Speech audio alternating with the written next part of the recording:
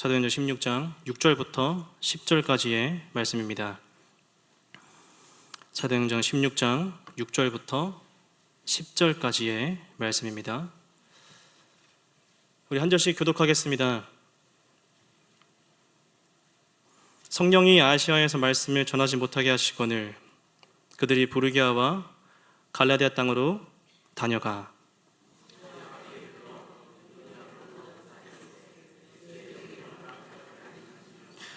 무시아를 지나 드로아로 내려갔는데 바울에게 보이니 마게도냐 사람 하나가 서서 그에게 청하여 이르되 마게도냐로 건너와서 우리를 도우라. 10절 말씀 함께 읽겠습니다. 바울이 그 환상을 보았을 때 우리가 곧 마게도냐로 떠나기를 힘쓰니 이는 하나님이 저 사람들에게 복음을 전하라고 우리를 부르신 줄로 인정함이러라. 아멘. 네, 감사합니다. 여러분 뵙게 되어서 너무나 행복하고 또 이런 강의를 할 수 있도록 말씀을 전할 기회를 주셔서 너무 감사합니다. 사실은 올 때 일산대교를 건너는데 차가 정말 퍼져버렸어요. 차가 오래돼가 그런지 한 25만 킬로 타서 그런지 참 감사하게도 이제 차 바꿀 때가 됐다는 아주 제 스스로는 절대 못 바꾸는데 하나님께서 또 터지게 하시는데, 중요한 건 오늘 이 시간에 여기로 와야 되는데 이게 지장받을까 싶어서 얼마나 거기서 대교 위에서 전전긍긍했는지 제가 두 가지를 느꼈어요. 한 가지는 사탄이 이 선교를 정말 싫어하는구나. 예? 어쨌든 제가 지금 선교에 대해서 여러분들에게 지금 말씀을 나누려고 할 건데 어쨌든 이게 좀 못 가게 좀 막으려고 하는 것 같다, 이런 생각이 딱 드는 거예요. 사탄이 선교를 정말 싫어하는구나. 두 번째는 그 개인차 다 휴가철이라가지고 개인차가 안 오는 거예요. 그런데 나중에 저기서 다 오는데 얼마나 반갑고 그 개인차 우리 차를 이렇게 탁 해가지고 가는데, 우리가 선교를 하면서 그 한 명의 영혼을 탁 견인해가지고 딱 주님 앞으로 인도할 때 우리 하나님 정말 기뻐하시겠구나. 그게 선교입니다. 하나님의 영광입니다. 저는 오늘 이 선교가 얼마나 영광스러운 것인가를 같이 나누려고 해요. 그런데 제가 예전에 한번 우리 꿈꾸는 교회에 한번 왔었는데 제가 우연히 그 책자를 봤어요. 그 선교 해외 선교 위원회인지 그 선교에 대한 그 책자를 봤는데 제가 너무 감탄했잖아요. 아니, 선교를 이렇게 잘하시는구나. 이렇게 저는 고신교회에 이렇게 선교를 이렇게 광범위하고 또 체계적으로 또 그 각 선교사님들의 그 기도 제목 같은 거를 다 싣고 책자를 보고서는 정말 우리 고신교회의 선교의 모델이다, 이런 생각이 드는 거예요. 이렇게 잘하는 교회에 이렇게 또 강사 모셔가지고 할 필요가 있겠냐. 그래서 그냥 여러분들이 아멘 한 3번만 하면 저는 오늘 설교를 일찍 마치려고 그래요. 선교 이렇게 잘하시는데 뭘 이렇게 그래, 아멘 안 하는 거 보니까 조금 해야 되겠는데 보니까. 사실 담임 목사님은 제가 한 20년 전부터 좀 흠모하는 목사님이었습니다. 왜 그런가 하면 제가 그 담임 목사님이 그 부교육자로 섬기던 교회, 저도 그 교회에 한번 섬기게 되었는데, 저는 잘 모르지만은 우연히 그 청년이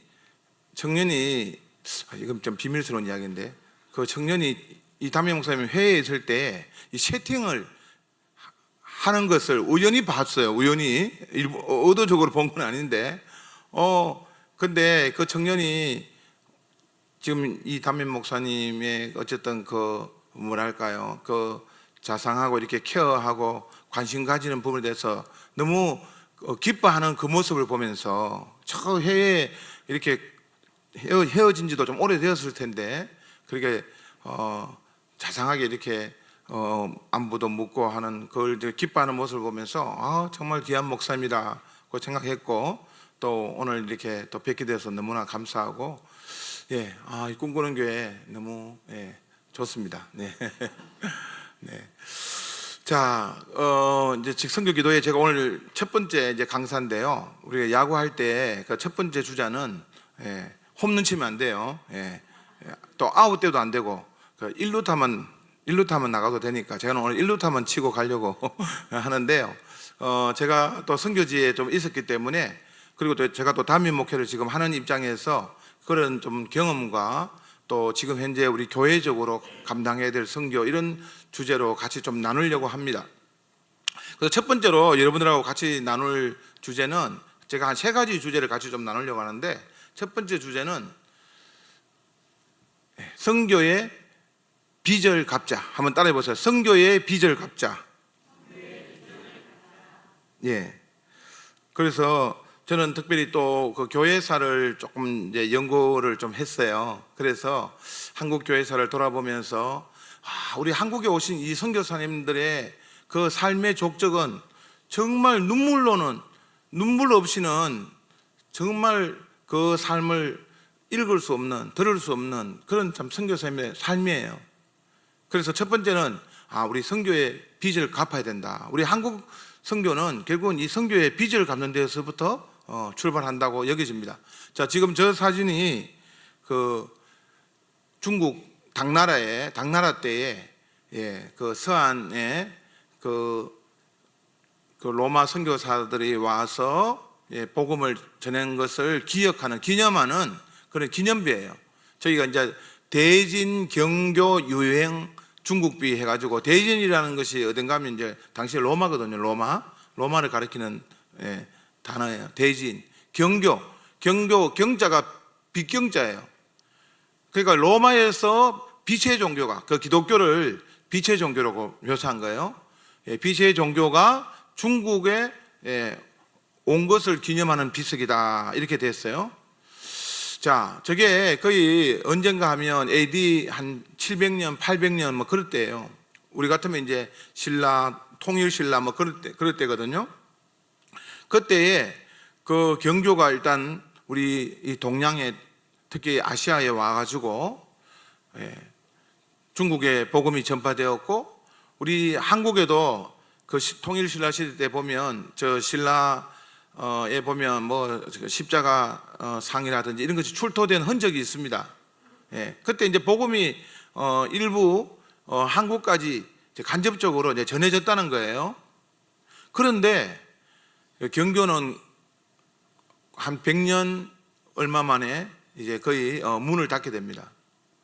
자, 그렇게 되면서 우리 한국은 여전히 복음이 들어오지 못하고 거의 1000년간을 정말 그 암흑기처럼 복음이 없는 그런 시대를 살게 된 거예요.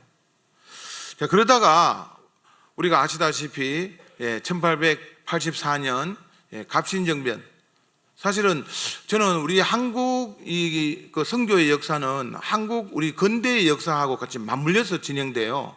그래서 좀 역사를 좋아하시는 분은 이 선교에 대해서 특별히 관심을 가지게 됩니다. 왜냐하면 갑신정변 때에 그때 알렌이라는 이 선교사가 갑신정변 때 그 죽어가는 민영환이라는 사람을 고치면서 이제 병원을 세워달라는 그 부탁을 통해서 광해언, 제중원 뭐 이거 들어보셨죠? 광해언, 제중원, 그리고 그 언더우드 선교사가 본래 이제 선교사 비자가 없는 나라였어요. 우리나라는 선교사가 올 수 없는 나라였어요. 그런데 그 광해언, 제중원의 그 조수 자격으로 언더우드 선교사가 들어오게 되고, 그 다음에 이제 감리교 쪽에는 아펜젤러 선교사가 들어오면서 우리 한국에 이제 선교가 시작되었습니다. 그런데 이 언더우드 선교사님은 사실은 이제 조수 자격으로 왔다고 했잖아요. 왔지만은 그 고종이 당시에 여러분 아시다시피 뭐 아감 파천 이런 거 들어보셨잖아요, 그죠? 그때 정말 이 고종을 지켜주는 그런 든든한 보디가드 혹은 후원자 역할을 잘 감당했어요. 그리고 병원과 그 다음에 학교와 또 혹은 이 구제사역 또 잘 감당하고, 또 감리교는 감리교대로 아펜젤러 선교사님은 사실은 지금 양화진에 가면 그 무덤에 그 묘는 가묘입니다. 그 목포로 가다가 성경 번역 일 때문에 목포로 가다가 거기 배가 이제 파손되는 즈음에 그 소년을 구하다가 거기서 이제 떠내려가 가지고 그 시체를 지금도 지금 아니라 그 당시도 발견되지 못해서 지금 이제 감효가 있는 그런 상태고, 그 다음에 그래서 이제 스크린텐 선교사라고, 그 다음에 이제 아펜젤러 이후에 오신 선교사님이 저 지금 비석은 뭔가 하면, 지금 저건 이제 중국에 제가 2005년도에 7월 달에 이제 제가 직접 찍은 건데, 중국에 가면 그 심양에 가면 이제 동광교회라고 있어요. 거기에 보면 저기 보면 대영 중국을 영국 대영 제국이라 했죠. 대영 신학 박사 존 노스가 2841년에 졸업해서 이 중국 땅에 와서 교회를 이렇게 100여 개 교회를 세우고 그런 내용이에요. 그런데 저는 중국 교회가 감사해서 저렇게 기념비를 세웠지만, 저기 사실은 이제 이런 강대상 뒤에 저 비석이 있어요. 왜냐하면 문화대혁명 때 그 비석을 다 없앴거든요. 근데 그 비석을 보존하기 위해서 이 강대상 뒤에 비석을 이 벽 사이에 넣고 커튼을 가려가지고 지금 저렇게 이제 보존되고 있는 거예요. 중국 선교 하신 존 노스 목사님을 너무 감사해서 저렇게 이제 기념비를 지금까지 보존했는데, 근데 사실은 이 존 노스 이 선교사님이 여기 보면 이제 이제 마가전, 저는 이제 신약 마가전을 가져왔는데, 우리 최초의 성경 누가복음을 이제 번역해 하신 분이에요. 그리고 저 지금 마가전은 이수정이라는 사람이 이제 일본에 농업을 배우러 갔다가 거기에서 그 농학 박사, 쩌다라는 농학 박사를 만나는데, 그 집에 산상수훈 액자를 보고서는 산상수훈에 매료되어서 그 길로 그냥 예수님을 영접하게 된 거예요. 그래서 이제 농학에는 관심이 없고 오로지 이 조선 땅의 복음을 이제 관심을 가지게 되었어요. 그래가지고 철도, 선박, 전화보다 더 좋은 것 발견했다고. 그게 이제 복음이죠. 그리고 이제 선교사를 보내달라고 이제 미국에 계속 편지를 써요. 근데 재밌는 거는, 만약에 그 미국에 있는 선교사님들이 안 오면 여기 일본에 있는 사람들이 조선 땅에 가서 복음을 전하게 될 텐데, 조선 사람들은 일본을 다 싫어한다. 그러면 조선 땅에 기독교가 제대로 자리를 잡지 못한다. 그래서 미국 선교사님들이 와야 된다. 그런 편지를 써요. 그 편지를 보고서, 그 편지가 이제 선교 잡지에 실리면서, 그때 청년 언더우드 같은 사람이, 청년 언더우드는 본래 인도에 선교하러 가려 했거든요. 그런데 방향을 돌려가지고 저 조선 땅에 가서 복음을 전해야 되겠다. 그렇게 해서 이제 일본에 와서 이수정을 만나서 이수정에게 한글을 배워요. 한글을 배우고 이수정이가 번역한 이 마가복음을 들고 한국 땅에 와요. 여러분, 선교 역사에 선교사가 오기 전에 벌써 성경이 다 번역되어 있어. 그리고 번역한 성경을 가지고 오는 그런 선교지는 없어요. 그것은 우리 한국 교회가 얼마나 하나님께서 사랑하시고 얼마나 축복해 주셨는가를 알 수가 있습니다. 그래서 언더우드가 나중에 선교 편지에 이런 보고서를 써요. 복음의 씨앗을 뿌리러 왔는데 자기는 추수하기도 바쁘다. 왜냐하면 언더우드가 한국 땅에 와서 보니까, 아까 제가 우리 비석에 저 존 노스 목사님 이야기했잖아요. 이 존 노스 목사님은 오히려 신어주 위에 있는 단동 그쪽에 와가지고 거기에서 한국 사람들을 만나가지고 일단 한국어를 가르쳐 달라고 하면서 접근해서 복음을 전해가지고 4명의 기독교인들을 만들었어요. 물론 세례는 주지 않았어. 왜? 자기는 한국 선교하러 온 게 아니기 때문에 이들의 세례는 한국에 선교하러 온 언더우드한테 세례를 받게 되겠다. 그것도 참 얼마나 겸손한 거예요. 그래서 언더우드가 한국에 와서 이제 참 불안하게 잠을 자는데 한 9명의 신자들이 언더우드에게 와가지고 우리에게 세례를 달라고 한 거예요. 우리에게 세례를 달라고. 그 언더우드가 얼마나 놀랐겠어요. 자기는 지금 복음 전하러 왔는데 사람들이 찾아와갖고 세례를 달라고 한다. 그래서 당신들이 기독교인 증거가 뭐냐? 그러니까 막 성경을 암송하는 거예요. 누가복음에 있는 성경을 암송하는 거예요. 아니 어떻게 성경을 이렇게 암송하게 됐냐? 예, 우리는 본래부터 경자 들어가는 거, 사서상경 경자 들어가는 걸 옛날부터 암송하는 버릇이 있다고. 그래서 막 암송을 하는 거예요. 그런데 당신들이 기독교인 증거가 뭐냐? 왜냐하면 또 서파이가 그렇게 할 수 있잖아요. 기독교인 증거가 뭐냐 하니까 갑자기 막 옷을 탁 벗더니만 한 사람이 뒤에 그 소나무 잎으로 십자가를 탁 붙여가지고 있는 거예요. 이게 뭐냐 하니까 우리가 성경을 암송하는 중에 누구든지 나를 따라오려거든 자기를 부인하고 자기 십자가를 지고 자기 십자가를 등에 지고 쫓을 것이니라. 그래서 우리는 등에 십자가를 이렇게 지고 지금 이렇게 살아가려고, 성경대로 지금 살아가려고 그렇게 하고 있다. 당신들은 어디서 온 사람이냐 하니까 소나무가 많은 저 황해도 송천이라는, 그게 이제 소려교회인데 최초의 한국인 교회예요. 그들이 언더우드 선교사가 왔다는 소식을 듣고서는 세례를 받으러 온 거예요. 그래서 우리 재밌는 거는요, 우리가 나중에 여러분들이 이제 한번 제가 서울에 오면 제가 그런 가이드를 잘해요. 그런 우리 종로라든지 정동이라든지 초기 기독교 유적지를 제가 이렇게 가이드를 하는데, 재밌는 거는 감리교는 바로 정동제일교를 세우지만 이 장로교는 사실 교회가 조금 늦어요. 왜냐하면 가만히 보니까 이 초신자들이 이미 있어서 그들을 양육을 하는 거예요. 양육을 하고, 여러분 세문안교회 아시잖아요. 거기에는 아예 처음부터 장로 두 명과 그 세례식을 바로 거행하면서 조직교회가 탄생해. 아니 세상에 선교사가 왔는데 조직교회를 만드는 그런 선교지는 없어요. 그게 그래 한국교회라니까요. 예? 그래서 언더우드가 나중에는 신혼여행, 언더우드는 이제 싱글로 왔고 아펜젤로는 이제 부부가 왔는데, 언더우드가 나중에는 신혼여행을 이제 한국 땅에 온 그 병원에 온 그 간호사하고 이렇게 뭐 선교사님하고 또 이렇게 눈이 맞아서 이제 신혼여행을 가는데 어디로 갔는가 하면 저 압록강에 존 노스 선교사님이 그 양육해 놓은 그들을 세례 주기 위해서 압록강에 가서 세례를 주는 그런 일이 이제 일어납니다. 자, 그런데 제가 지금 좀 이야기를 나누고 싶은 것은 저는 이제 견미단, 미국에 가서 이제 미국 문화를 배우기 위해서 이제 견미단에 갔는데, 이들이 지금 저런 옷을 입고 미국에서 기차를 타고 대륙 횡단 열차를 타고 그 LA 샌프란시스코 거기에서 이제 뭐 뉴욕이나 워싱턴 가는 그 기차를 탔을 거 아니에요?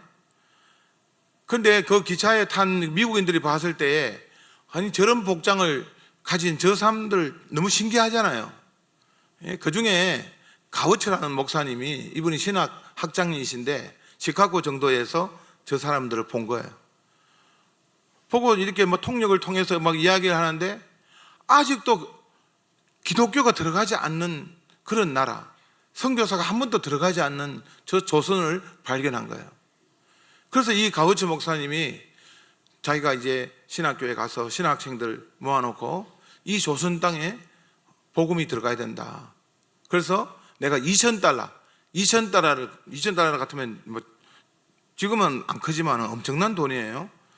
$2,000를 그 선교사에게 내가 후원할 테니까 누구든지 조선을 위해서 선교사로 갈 사람 헌신하라 해가지고, 그래서 거기에 지금 뭐 대학생 게일이라든지 또 맥클레이 선교사라든지 이런 사람들이 이제 조선 땅에 이제 선교사로 이제 오게 되는 역할을 하게 해요. 자, 어쨌든 $2,000 뭐 개고기 뭐 그런 것인데, 개고기를 너무 좋아하는 가우처 목사님이에요. 자, 뭐 그런 것 좀 생략하고요. 자, 그리고 이제 이분을 소개 안 할 수가 없어요. 이분은 여러분들이 이제 그 정동에 가면 정동제일교회 옆에 보구여관이라고 있어요. 보구여관. 그래서 여관이 있구나. 그 여관이 아니고 보구, 세상을 구하고 세상을 돕는 우리 여성 여자예요. 여성들의 병원. 왜냐하면 그 광해원과 그다음 세종원은 저 남자 의사니까 당시 여자들은 여러분 접촉을 못했잖아요. 그래서 여성들을 위한 병원이 필요하다고 해가지고 보구여관이라고 여성들을 치료하는 그런 병원을 만들었어요. 그 보구여관이 나중에 그 스크루틴 선교사가 그다음에 저 지금 저 의사 셰우드 홀, 로제타 셰우드 홀이라는 그 여자 의사 선교사님이 오면서 동대문 그리고 서대문, 왜냐하면 당시에 그 동대문 서대문 밖에는 정말 그 가난한 사람들 또 사람들을 막 그냥 막 버리는데, 여러분 혹시 그 아연 그 지금도 애오개 여기 있잖아요. 애오개라는 것이 그냥 애들을 버리는 고개예요. 애고개. 예, 아연이라는 말이다. 거기서 나온 거예요. 애들을 특별히 뭐 죄송한 말씀이지만 여성 뭐 딸 같은 뭐 이렇게 혹은 또 애가 좀 병이 있다 그러면 그 동대문 밖에 다 버리는 거야. 거기에 동대문 병원을 만들고 또 그 애옥에 거기에 서대문 그 진료소를 만들고, 그렇게 해서 한국교회 선교사들을 통해서 이런 정말 아이들, 약자들, 또 지금 저 세월호홀 저기는 이제 한국인 의사가 필요하다 해가지고 직접 이제 우리들이 다 할 수 없다. 그래서 이분들은 평양에 이제 선교사로 이제 가는데 가면서 사실은 저기 지금 저 딸이 일찍 죽어요. 그래서 하나님 앞에 정말 그냥 눈물의 편지, 아까 그 사실 그 편지를 다 읽어보면 정말 눈물이 얼마나 나는 줄 몰라. 그런데 이제 저 아들은 다시 한국 선교사로 아들을 중국 의사로 있는 거를 불러가지고 또 한국 선교사로 오게 되고, 저 아들이 자 이제 보구여관의 김점동이라는 그 이제 여자 의사 남편이 이제 박 씨인데, 그래서 이제 유학 갔다 와서 이제 남편을 따서 박에스더라고 해가지고 애옥의 진료소 동대문병원, 저기 이제 동대문병원이 지금 우리 저기 강서구에 있는 이대 병원이 되는 거잖아요, 그죠? 네. 그리고 저 아들이 평양에서 호울병을 만들어서 저렇게 섬기다가 저기 이제 아까 말한 김점동, 자, 그래서 저 어떻게 보면 저런 우리 가난한 약자들을 선교사들이 저렇게 섬기고 또 전 여성들을 가르쳐 가지고 의사를 만들고, 또 여성들이 학교가 어디 있어요? 여성들은 공부를 못했는데 그 학교를 세워서 여자 학교 만들어서 공부시키고, 또 장애인들은 사람 취급도 못 받았는데 장애인들 명화학교 만들고 농화학교 만들고 점자책 만들고, 더구나 그 한글 저기 헐버트라고 했는데 한글도 사실은 당시에는 한글은 업문이라 해서 취급도 안 했단 말이에요. 그런데 선교사들에 의해 가지고 이런 한글들을 보급시키고, 그리고 한글 띄어쓰기도 저 헐버트 저 선교사님이 처음으로 한 거예요. 한글 띄어쓰기. 안 그랬으면 우리 지금 이거 얼마나 이거 힘들었는지 모르겠어요. 그리고 민족 사랑을 하고 또 이 민주공화국이라는, 지금 우리가 사실은 우리 한국이, 일본은 지금 아직 천황제가 있잖아요. 그리고 저 중국, 북한 아직 공산주의예요. 그런데 우리는 지금 민주공화국으로 이렇게 지금 이렇게 발전하게 된 그 배경은 사실은 다 선교사님 때문이에요. 그리고 당시에 우리 그 계급제도가 있었잖아요. 조선은 계급제도 있었잖아요. 정말 뭐 노예, 종들, 세습, 그 백정. 그런데 선교사님들에 의해 가지고 그 백정 계급제도를 철폐하라는 청원을 하게 됩니다. 그렇게 해서 여러분 뭐 갑오개혁 이런 거 들어보셨죠? 그래서 이제 신분제도가, 계급제도가 철폐가 돼요. 그래서 그 백정이 최초로 장로가 되는 곳이 그 서울의 그 종로의 성동교회잖아요. 백정이 장로가 됩니다. 이런 일들이 그 선교사님들에 의해서 다 일어나는 거예요. 자, 그래서 우리 사실은 우리 뭐 한국에 뭐 여러 가지 정말 뭐 감사할 일들이 너무 많은 거죠. 자, 막 좀 생략하겠어요. 왜 생략하는가 하면 제가 오늘 오면서 어떤 분에게 어떤 것을 제일 중요한 포인트가 뭐냐 하니까 제발 시간만 지켜달라 하더라고. 그래서 제가 지금 좀 빨리 좀 넘어가겠습니다. 그래서 아까 그 세우돌 선교사님 아들이 자기는 한국을 여전히 사랑해서 한국에 이제 양화진에 묻히고, 또 저렇게 우리 그 크리스마스 실, 그 결핵 환자를 돕기 위한 크리스마스 실을 저렇게 만든 분이에요. 자, 저 한국 땅에 와서 그 아버지 비석을 이렇게 하면서 자기도 한국에 묻히고 싶다 해서 지금 양화진에 저렇게 이제 무덤이 있습니다. 자, 저분은 베어더 선교사라고 대구의 그 개성학교라든지 또 부산에서 선교하다가 이제 평양에 가서 숭실 학교를 또 세우고 하신 그런 분이에요.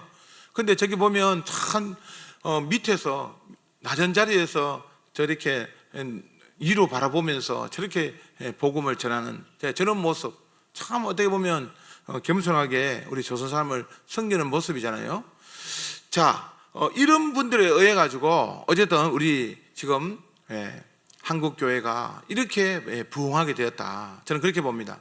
한국 교회뿐만 아니라 사실은 우리 한국 사회가 저는 부흥하게 된, 이렇게 잘 살게 된 모든 배경 속에 저는 선교사들이 있다고 봐요. 뭐 그런 소소한 이야기를 놔두고, 자, 그런 측면에서 여러분, 자, 우리가 그런 선교사님들에 의해 가지고 우리 한국 교회가 이렇게 지금 아시아에 이렇게 선교를 하는 그런 교회가 되었는데, 우리가 이제 이 선교의 빚을 갚아야 되지 않겠습니까? 저는 그렇게 생각합니다. 특별히 북아메리카, 미국과 캐나다는 남아메리카를 섬기라는 거예요. 그리고 유럽에 있는 교회들은 아프리카를 섬기라는 거예요. 그러면 이 아시아를 그러면 복음으로 섬길 나라, 그 나라는 어디일까요? 태국이 섬길까요? 일본이 섬길까요? 캄보디아가 섬길까요? 중국이 섬길까요?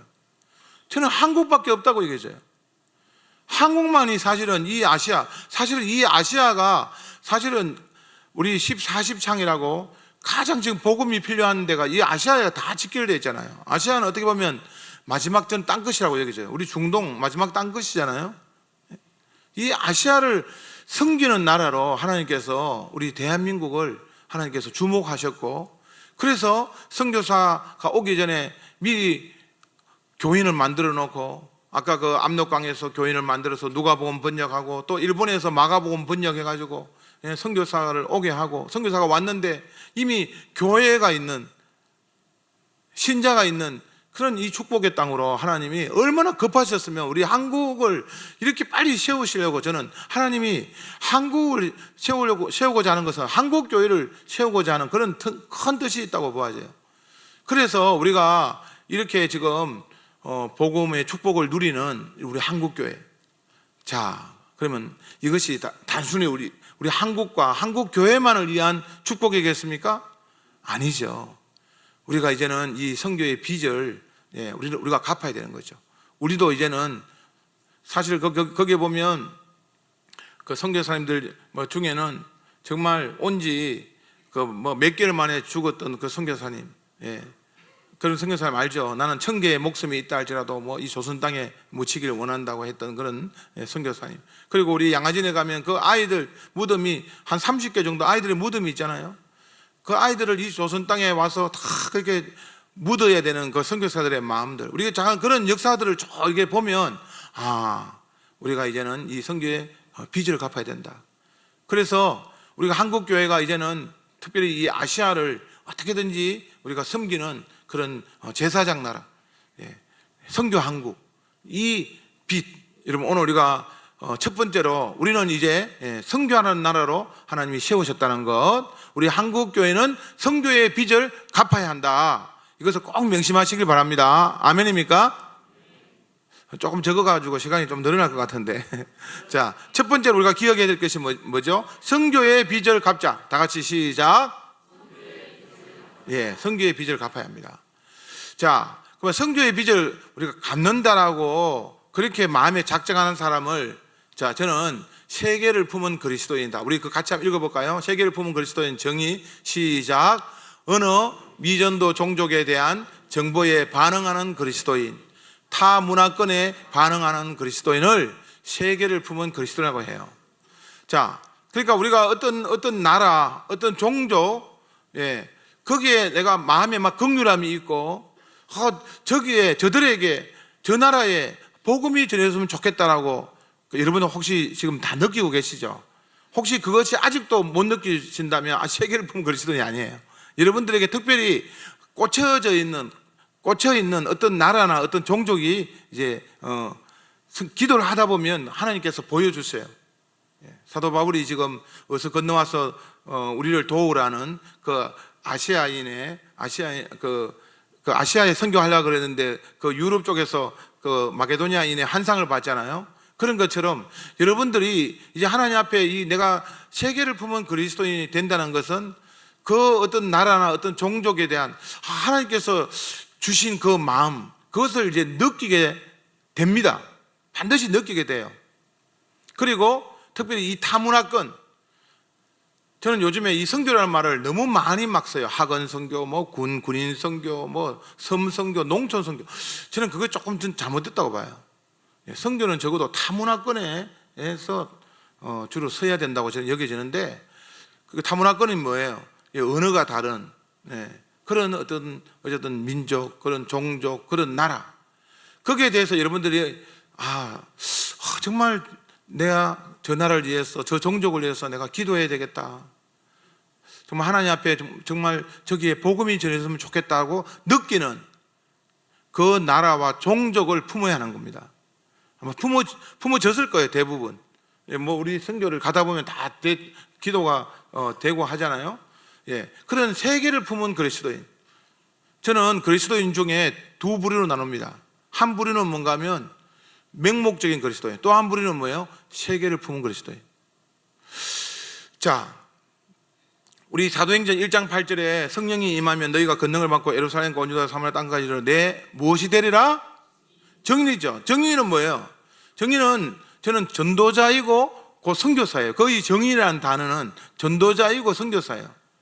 그래서 우리가 이렇게 당시에 초대교회에 보면 전도자 이퀄 선교사. 그래서 빌립 집사라든지 스데반이라든지 저는 다 전도자 이퀄 선교사라고 보아지는 거예요. 왜냐하면 다 정인이라는 것 속에. 저는 두 번째로 여러분에게 강조하고 싶은 것이 바로 나는 선교사라. I am a missionary. 자, 우리 영어가 되시는 분은 영어로 I am a missionary. 한국어 좋아하시는 분은 나는 선교사다. 다 같이 시작. 온갖 방언이 지금 섞여. 여러분, 저는 그렇게 생각돼요. 저는 오늘 여러분들에게 참 요구하고 싶은 것이 나는 선교사라는 거예요. 왜 그런가 하면 지금 당시에 성령이 임한 사람은 정인이, 성령을 받은 사람은 다 정인이에요. 저는 목사이지만은 저는 지금도 선교사다. 그리고 목사이지만은 저는 전도자다. 저는 이 정체성을 잊어버린 적이 없어요. 근데 우리 한국 교회는 이상하게 전도사님 따로 있고 전도사님이 있으니까 나는 아니고, 선교사님이니까 나는 아니고, 그게 잘못됐다는 거예요. 그래서 물론 여러분들이 전문적인 직업적인 전도자나 선교사가 되지는 못하지만 기본적으로 나는 이 선교사의 부르심을 입었다. 나는 전도자의 부르심을 입었다. 이 부르심을 입어야 하는 것입니다. 아주 중요한 것입니다. 한국교회가 여러분 망한다는 것은 그것이 안 될 때 망하는 거예요. 저는 그렇게 봅니다. 나는 전도 관계없고 나는 선교에 관계없고, 아니에요. 난 정인이 되는 순간, 성령을 받으면 정인이 된다고 했는데, 같은 문화권 안에서는 전도자고 타 문화권에는 선교사인 거예요.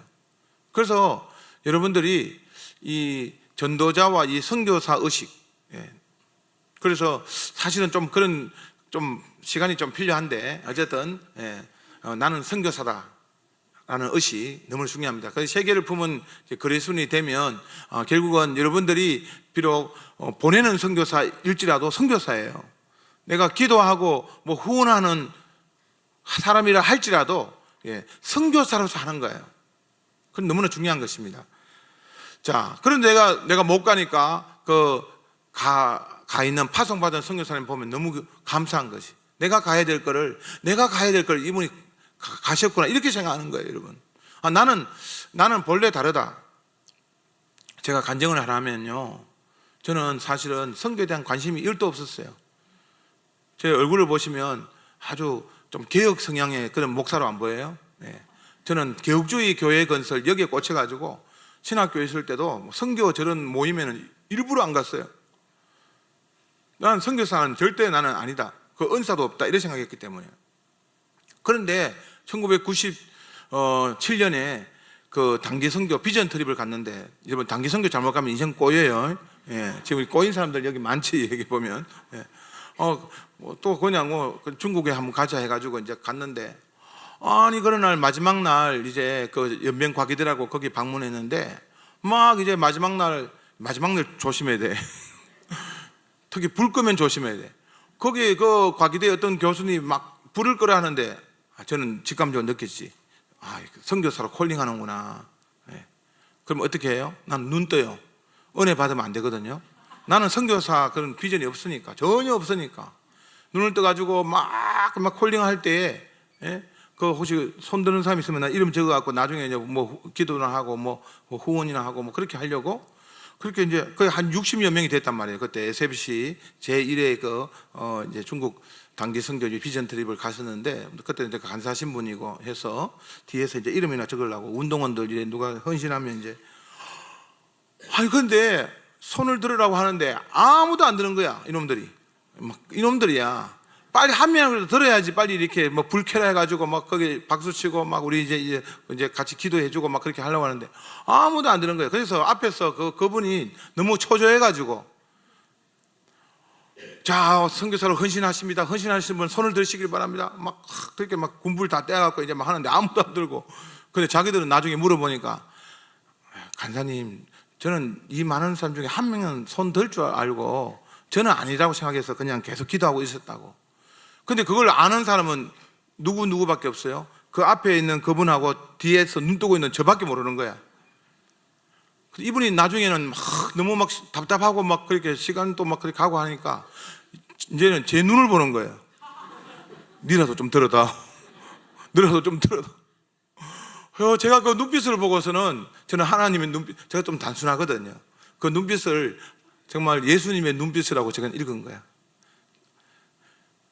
너 같은 사람도, 너같이 훈련은 안 되고 선교사에 관심 없고 비전 없는 너라도 내가 서시고자 하면 너는 서임 받아야지. 너라도 손 들어. 제가 저 헌신했습니다 해가지고 막, 그 다음부터는 주변에서 묻는 거예요. 간사님이 언제 가세요? 언제 중국 가세요? 그래서 제가 3년 뒤에 제가 중국으로 이제 가게 됩니다. 그 인생이 그렇게 그때 제가 많이 불렀던 찬양이, 첫 번째는 주님 말씀하시면 내가 나아가리다. 주님 말씀만 했는데 내가 나아가야지. 그리고 조금 있다가 부를 찬송, 이 산지를 내게 주셨어. 일단 우리가 기본적으로 주님이 나를 부르시면 내가 나아갑니다. 그 다음에 이 산지, 여러분 각자에게 주어진 산지가 있는 거예요. 네. 자, 그래서 저같이 선교에 아무 달란트와 은사도 없는 저 같은 사람이 이제 선교사로 간단 말이에요.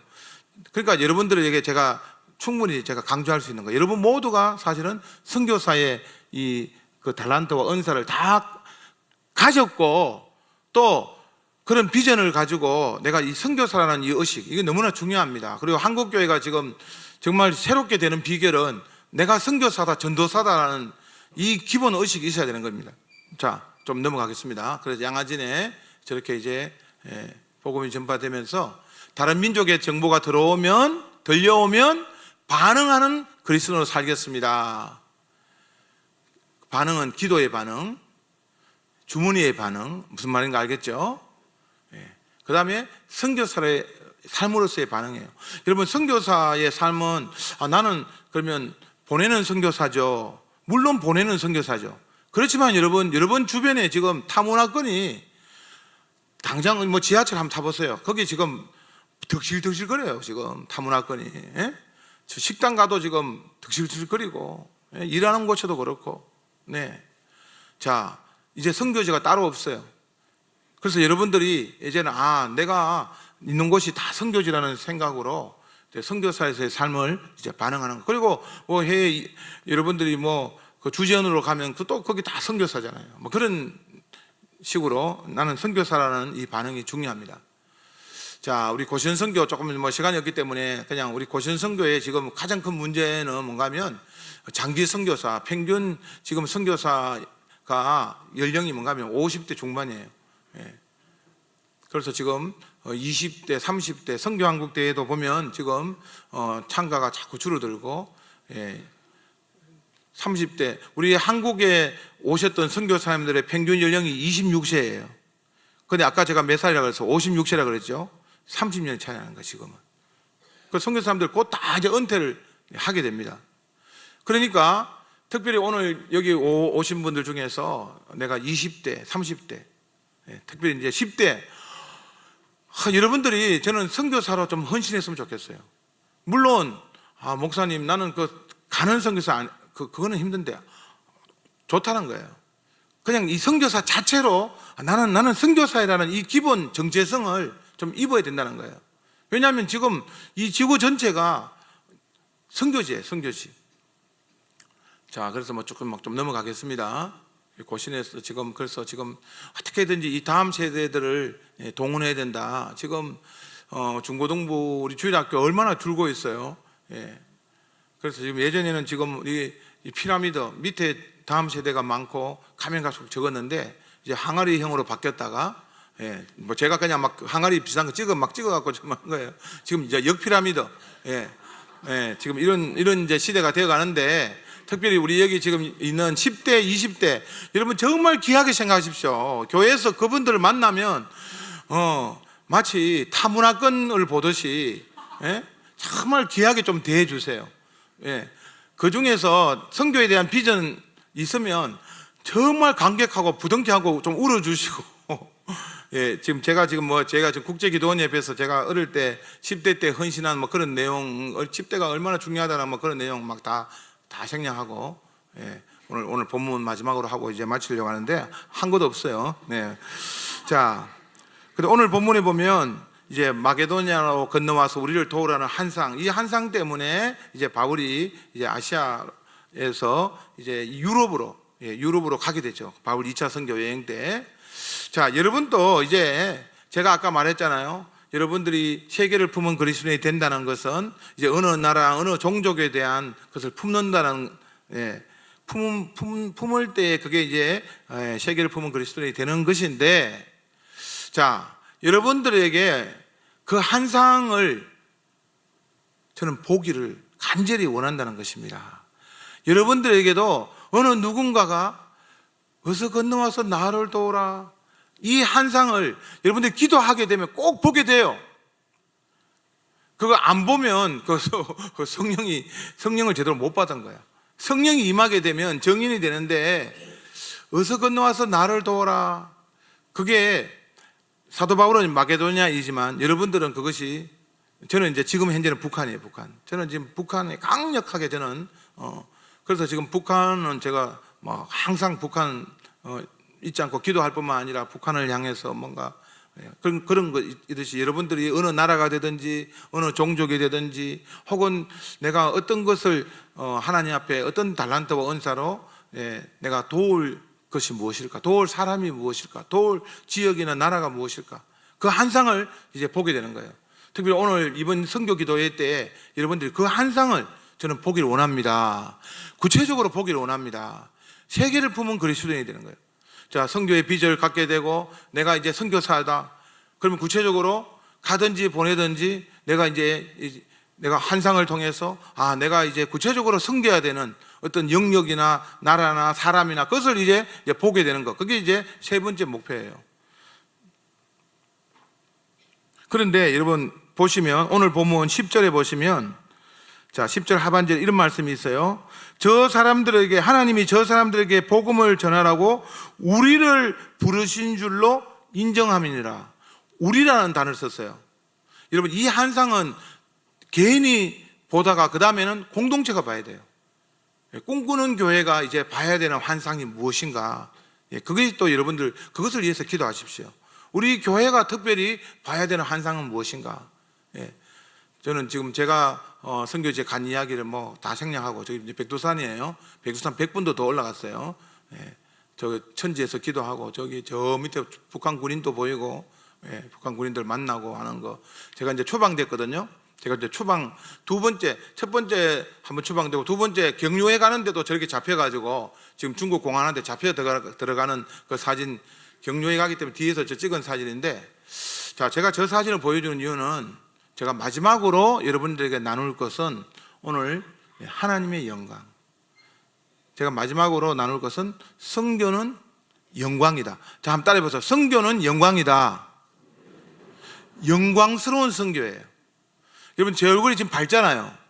제가 저렇게 추방되고 할 때, 예? 저게 이제 우리 2차 선교 여행이고, 예, 저렇게 이제 복음이 확장되는데, 여러분 시편 67편에 보면 그런 말씀이 있습니다. 하나님이여, 민족들로 하여금 주를 찬송하게 하소서. 2번이나 반복돼요. 하나님이여, 민족들로 주를 찬송하게 하소서. 저 민족들이 하나님을 경외하게 하소서. 그게 선교의 목표예요, 여러분. 그래서 선교는 교회를 통해서 하나님을 예배케 하고 그들의 언어로 하나님을 찬송하고 예배하는 그것을 보는 것이 선교의 가장 큰 목표예요.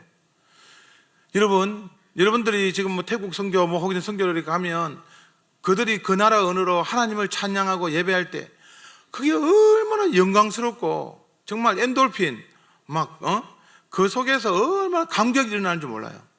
저는 그것을 제가 중국에서 이제 선교하면서 혹은 탈북자들이 혹은 그 중국 청년들이 정말 그들의 언어로 하나님을 찬양하고 또 사도신경을 꼭 암송케 할 때 그 감격과 감동은 잊을 수 없는 거예요. 그래서 여러분, 이 선교하면 우리가 다들 선교 좀 부담스럽고 내가 또 선교사 뭐 아까 제가 말한 대로 난 선교사 은사가 없는데 그렇게 생각하잖아요. 아니에요. 이제 여러분들이 이 감격과 감동을 누리기 위해서, 이 영광스러움을 누리기 위해서 이 선교에 대해서 이제 이 선교야 놀자. 제가 사실 부제목을 선교야 놀자. 선교는 정말 기쁜 거야. 너무 행복한 거예요. 그리고 선교사가 되는 순간 이것은 정말 영광스러운 거예요. 여러분의 신앙생활 중에서 내가 참 선교사로서의 이 부르심과 이 정체성을 잊게 되면 이것은 영광스럽게 되는 것입니다. 그래서 이 좋은 것, 이 좋은 어떻게 보면 이 비전 정말 여러분들이 갖기를 원합니다. 정말 선교사의 이 부르심을 잊기를 원합니다. 그리고 내가 이 선교라는 것이 정말 저 멀리 있는 것이 아니라 내 삶으로 내가 가지면서 내가 이제는 이 선교라는 것이 내 자신이 가져야 되는 선택해야 되는 것이 아니라 내가 그리스도인으로서 성령의 증인으로서 내가 이 선교사의 정체성을 가지게 되는 것이나 그구나. 특별히 내가 한국교회 교인으로서 부름받았다는 것은 하나님께서 이 선교의 비전을 갚는 이 아시아권을 품어야 되는 그런 특별히 아시아를 품은 그리스도인이 되게 하는 하나님의 뜻이 있구나. 근데 여러분, 저는 요즘에 그런 아주 좀 도전을 많이 하는 것은 시편 137편에 보면 그 사명을 잊어버릴진데 너의 재주를 빼앗고 너의 입술에 그 입천정을 내가 붙게 만든다는 그런 말씀이 있어요.